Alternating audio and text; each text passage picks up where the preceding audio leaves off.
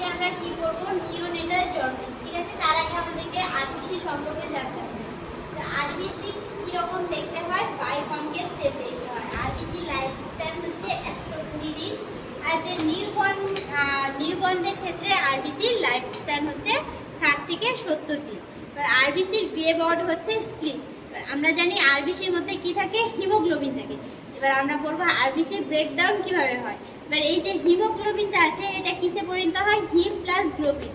এই হিম থেকে আমাদের তৈরি হয় বিলিভার্টিন। এই বিলিভার্টিন থেকে তৈরি হয় আনকনজুগেটেড বিলিরুবিন, যেটা অ্যালবুমিনের সাথে যুক্ত হয়ে লিভারে যায়।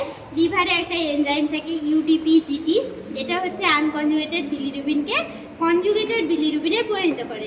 এই কনজুগেটেড বিলিরুবিন বাইল ডাক্টের মাধ্যমে আর হচ্ছে ইন্টেস্টাইনের মাধ্যমে আমাদের স্টার্কো বিলিরুবিন হিসাবে বা হচ্ছে ইউরোবিলিনোজেন হিসাবে আমাদের ইউরিন আর স্টুলের মাধ্যমে পাস হয়ে যায়, যার ফলে আমাদের বাচ্চাদের জন্ডিসটা হয় না। কিন্তু এটা যদি অ্যাকুমুলেট হতে থাকে তাহলে বাচ্চাদের জন্ডিস হওয়ার চান্স থাকে।